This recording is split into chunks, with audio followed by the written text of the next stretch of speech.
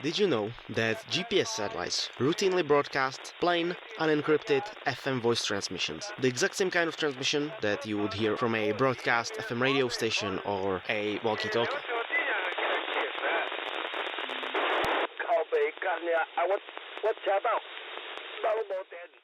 But why does this happen, right?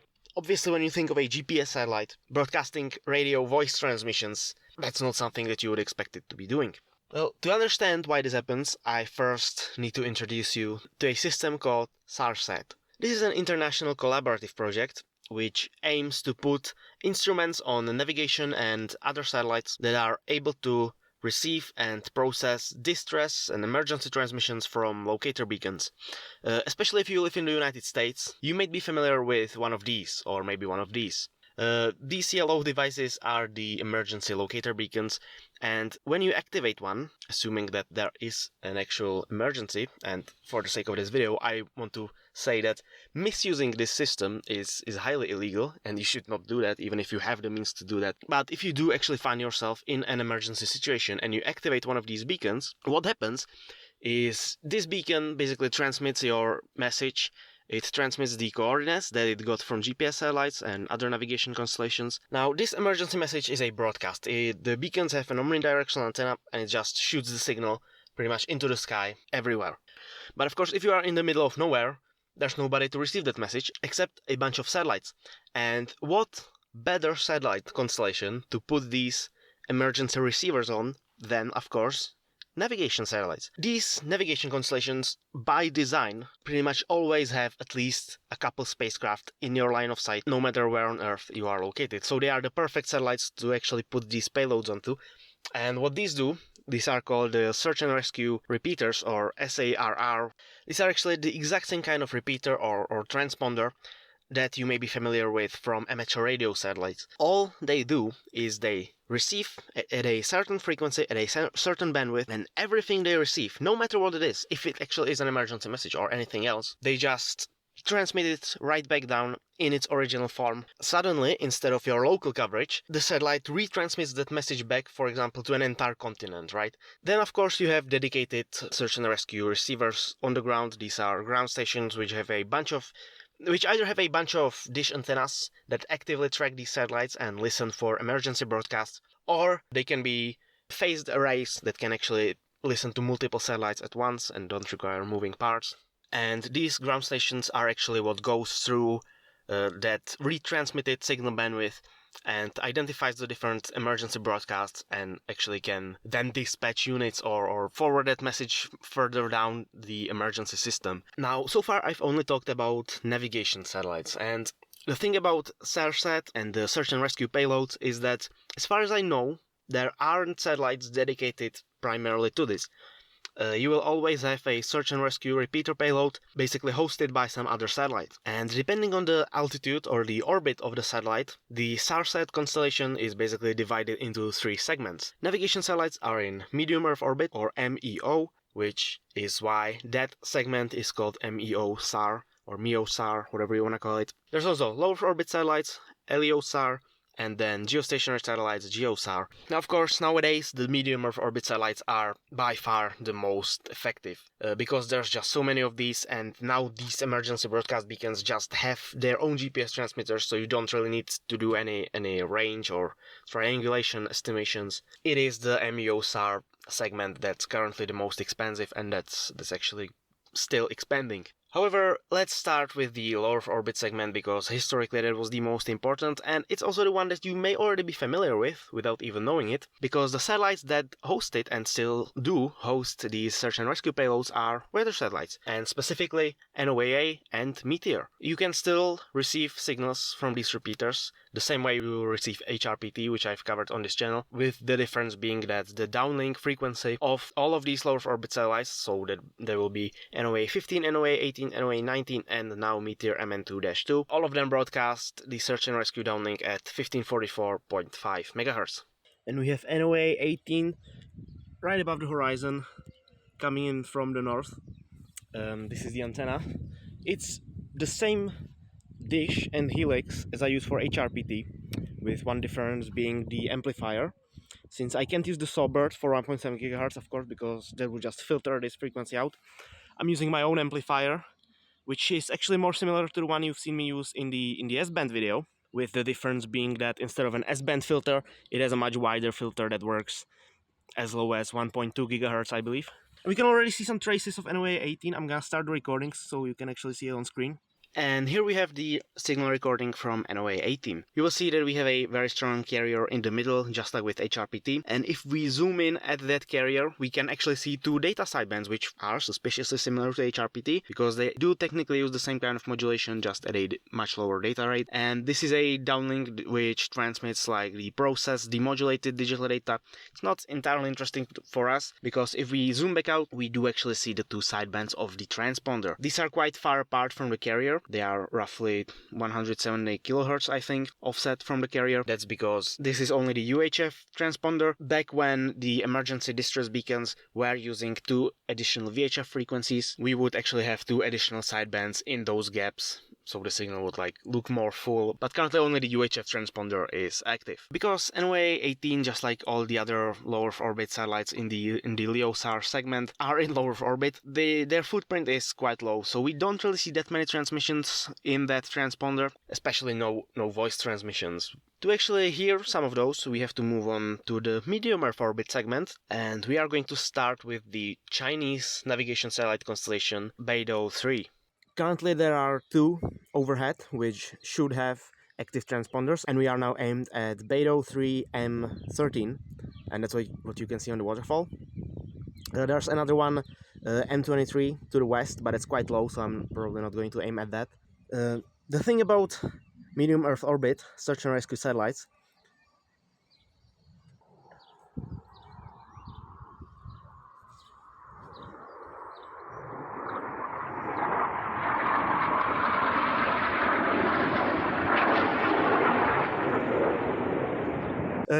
medium Earth orbit satellites, of course, is that, as you can see, probably, maybe, you can see it on video, their footprint is much higher. Of course, the satellite itself is higher, so it's going to see more of the Earth at the same time. But I think I'm going to talk about that in the voiceover because, as you just heard, there is quite a lot of noise outside today. So right now I'm only going to focus on capturing a nice recording that I can talk about. Just from looking at the transponder, we can see that there's quite a lot of traffic coming through it, significantly more than with NOAA 18. Of course, this is because the satellite, as I've already said, is much higher, so it can actually receive signals from a larger area at once. What you will also notice is that instead of the carrier and two sidebands, we actually have only a single sideband, and this is what all of the medium Earth orbit satellites use. The satellite is receiving a small, roughly 100 kHz bandwidth in the UHF band, and it's just basically converting it up to 1544.2 MHz roughly, and then transmitting it down without altering the signal in any way, shape or form. Which is why even signals which admittedly don't sound like they are people in distress are being relayed through the satellite, and we can see it just from the waterfall. If you have any experience with SDR or with the waterfall display like this, you are probably already noticing quite a lot of voice transmissions. What I've read on the internet, so take that with a grain of salt, the theory is that there's some public radio services like taxi companies and whatever that use these radios in their cars, and their frequency is quite close to the uplink of these satellites, which is why some of them actually basically leak through the satellite and are unintentionally relayed for the whole world to listen to. However, I don't doubt that there are some people that are actually maliciously misusing these transponders, which again, don't do that. That's a horrible idea, specifically because even though these satellites are in medium Earth orbit, there's still enough Doppler shift to basically, for these agencies that operate these satellites to very quickly locate the sources of these interference signals. And even without Doppler shift, you can just use triangulation or listen to the signal, see when it gets weaker, and based on the satellite position determine where you are located. Basically just don't. just don't. Now, even though there's quite a lot of these voice transmissions, you can actually see some occasional data bursts.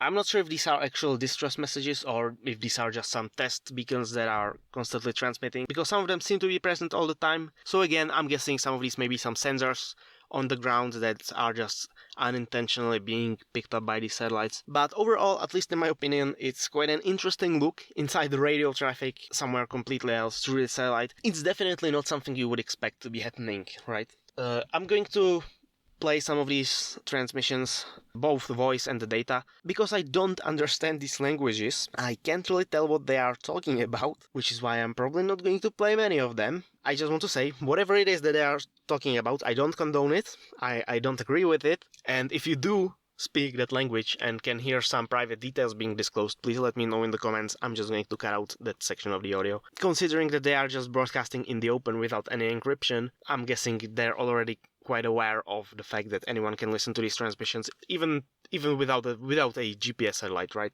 You should never transmit any sensitive details using a walkie-talkie without encryption. Anyway, yeah, let's take a listen.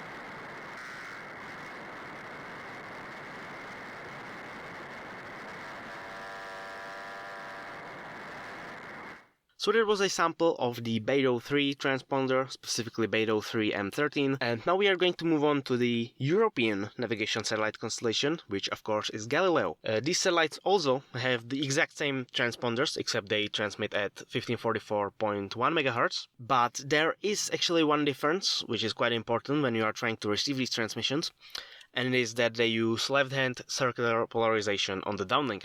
So we are now receiving the transponder, however, look where the dish is pointing. It's aimed directly into the fridge. I'm going to move the dish now, so the fridge isn't in its way. Now we are getting some interference from Inmarsat, but you can see that the Galileo transponder is appearing again. But look where the dish is aimed now. Again into the fridge. So what's going on here? This is the left-hand circularly polarized helical antenna. So what's happening here is the Galileo satellite is somewhere over there, and it's actually broadcasting the signal left-hand circularly polarized. And the signal from that satellite is reflecting off the fridge, which turns it into right-hand circular polarization. After that, it's reflecting from the dish itself, which turns it back to left-hand, and that's how the helix is able to receive it. If we actually want to receive these transponders properly, we're going to have to swap to a right-hand circularly polarized antenna, and that's what I'm going to do right now. And here is the Galileo downlink. Specifically, this was the Galileo 12 satellite. You know, there isn't really much I can talk about here because the bandwidth is kind of the same. It's just slightly different frequency. The polarization I've already explained, but because I was receiving the satellite just a couple of minutes after the BeiDou satellite, and if I remember correctly, its position in the sky also wasn't that different from BeiDou. We actually see quite a lot of the same traffic that we've seen on the BeiDou transponder, mirrored basically on the Galileo transponder. So nothing particularly interesting about this.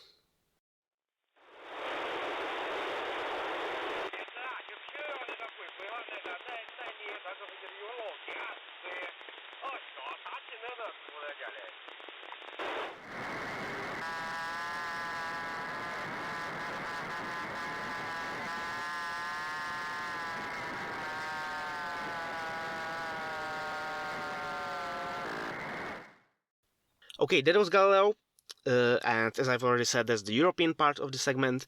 We've also looked at the Chinese in the form of the BeiDou satellite, and now we are actually going to take a look at the Russian one. That is, of course, the Glonass navigation satellite constellation, and in terms of search and rescue payloads, this is the smallest part of the segment. On the official search and rescue satellite page, I've only found mentions of 3 Glonass satellites with these transponders active. These transmit with the same polarization as Galileo, actually, so they're also left-hand circularly polarized on the downlink, but they are on the other side of the 1544 MHz band. So the Glonass satellite should be roughly somewhere over there. So I think, judging by the orientation of the dish, we are now receiving the lower one.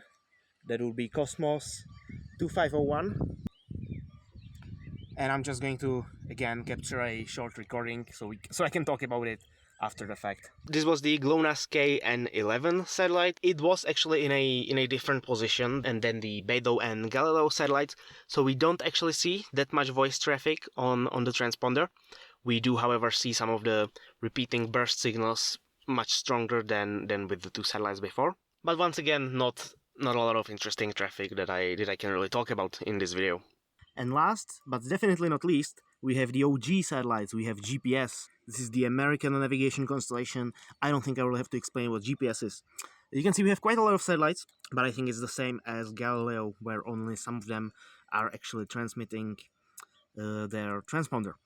If we go back to the document which you have just seen me use for GLONASS, you will immediately notice that it says DASS, which is basically the GPS version of SAR or Search and Rescue. You will notice that unlike all of the other ones, which have transmitted around between 1544 and 1545 MHz, GPS satellites actually transmit at 2226.47 and some change megahertz. They are also left-hand circularly polarized. This actually presents a problem for me. If we want to receive the signal, which is left-hand circularly polarized, we need a right-hand circularly polarized helix. And the one that you see over there, which is for 1.7 gigahertz actually, so it's not even correct for 1.5, but that's the only right-hand circular polarization helix that I currently have. Technically, I have that one over there, which I've made in the previous video, but I'm not going to use that. So that means, I mean, helical antennas are extremely wideband, and I can demonstrate that to you right now.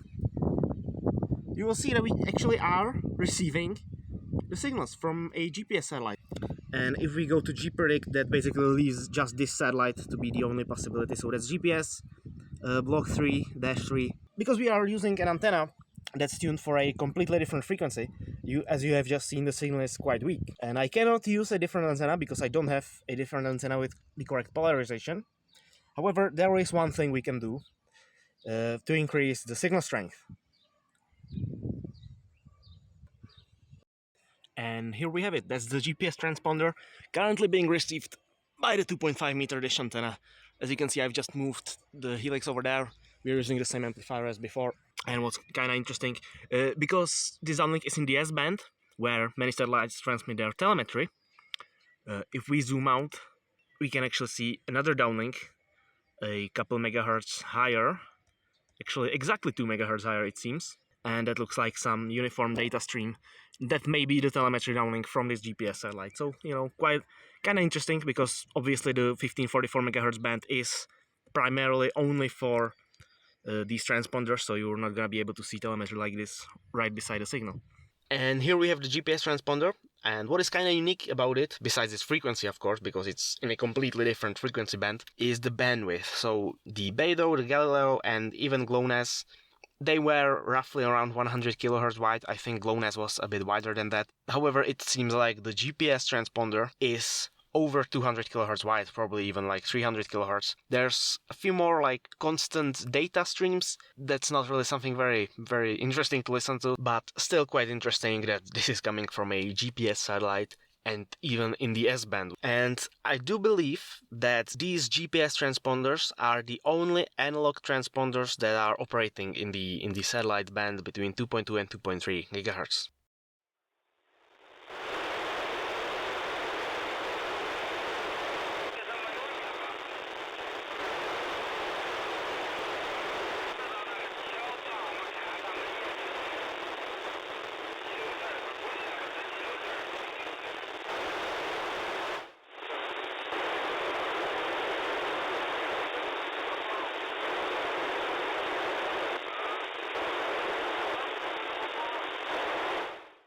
And with GPS, we conclude the medium Earth orbit segment, and we can move on to the geostationary segment. So from my location, I can receive two Russian weather satellites. That's the Elektro-L 3 and the Elektro-L 2. And both of these transmit the same signal at 1544.5 MHz, so the same as the low Earth orbit segment. What I have on screen is Elektro-L 2 because that is much closer to me and I can receive the signal much stronger. Elektro also uses left-hand circular polarization, but once again, In terms of interesting signals, there isn't much we can really listen to. There are some, again, constant data streams. However, I imagine because these satellites are so much higher in space, right, like around 40,000 kilometers, all of these unintentional voice transmissions are much weaker and they don't really come through the transponder that well. There's also the European Meteosat weather satellite constellation, and these also do carry search and rescue transponders. However, it seems like the Meteosat search and rescue transponders are much weaker than everything else, and they also use linear polarization, and I just don't have an antenna for that at all.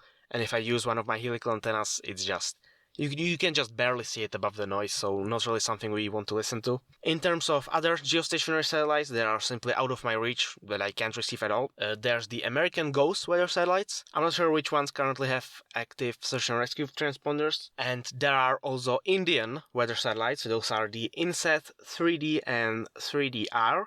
And I believe one more is currently scheduled for launch, hopefully soon. And these also have active search and rescue transponders, and they are also special because instead of the L band or S band, they actually downlink in the C band. You can kind of receive those with a standard C band TV LNB, and I have a friend who did that in Sri Lanka, and hopefully I can dig up the recording so I can put it on screen. But basically the transponder is kind of similar to the Elektro transponders in that you have the center carrier and then basically two sidebands. It is starting to rain in my recording studio, so I want to get some final thoughts out so we can conclude this video finally. These analog transponders, they are quite interesting to receive. Depending on where you are in the world, you may see different kinds of traffic, but, you know, overall, it's probably not something that you want to monitor for too long, because all you're going to hear there are probably some unintentional voice transmissions from things like taxi services in China or something like that. There are other open transponders that you can actually listen to that do sometimes carry more, let's say, interesting traffic. And if that is something that you would be interested in, I may make a video about those as well. For example, all of the American and the Russian military satellites that often get hijacked by radio pirates, basically. It sounds much more interesting than it actually is, but, you know, still kind of cool to take a look at. But I figured I would start with these search and rescue transponders because, as you've seen me demonstrate, you don't really need to change your setup if you already have a working HRPT receiver. You only need an amplifier that lets those frequencies through. Because all of these satellites use basically the same frequencies between 1544 and 1545 MHz, it's quite easy to find them, with the exception of GPS and INSAT 3. But just for the sake of completeness, what I'm going to put on screen right now is basically a table which shows all of the different search and rescue transponders, downlinks, and frequencies, bandwidths, and polarizations, in case you want to try receiving them on your own. But again, as I said, that's going to conclude this video. We have recently surpassed 1,000 subscribers, which is great. I didn't expect it to happen this fast. Unfortunately, I don't have a special video prepared, but I do have something on mind, so you may want to stick around for that. And what I've also noticed is that the video where I just basically built a helical antenna for Wi-Fi, it became very quickly the most viewed video on this channel, so I got the message, and I do actually want to make more videos in that style, which means something more applicable outside of the SDR and ham radio world. So again, if you're interested in that, make sure you subscribe so you don't miss those. Anyway, that's gonna be all from me for today. Thank you for watching, and I'll see you in the next video.